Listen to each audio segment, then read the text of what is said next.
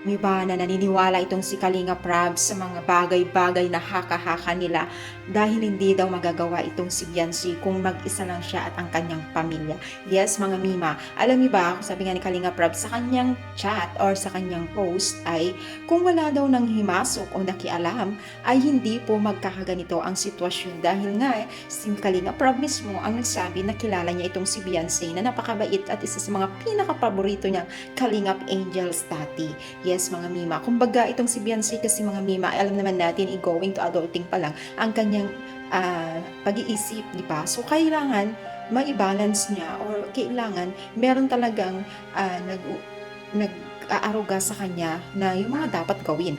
Pero 'di ba, kung yung mga nasa paligid niya ay puro negative ang kanilang sinasabi or pagpapayo sa kanya, malamang sa malamang ay susunod itong bata, 'di ba? Kasi alam ni Kalinga Prab kung sino itong si Beyonce, no? So, naniniwala siya dito kasi alam naman natin kung walang ibang taong nasa likod nito ay hindi sila makakarating ito sa tulpo, no? Alam natin yan kasi napakasimple lang eh, di ba?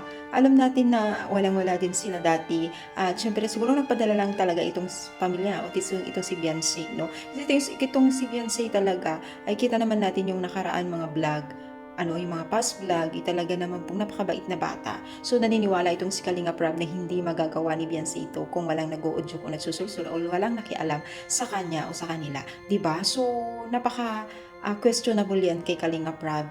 Hanggang ngayon ay hindi pa kapaniwala ang mga netizens at dahil dyan, maraming nambas sa Kalingap at kung maraming nambas sa Team Kalingap, mas maraming nambas kay Beyonce. Lalo na yung mga nakasubaybay po sa pagbablog nila.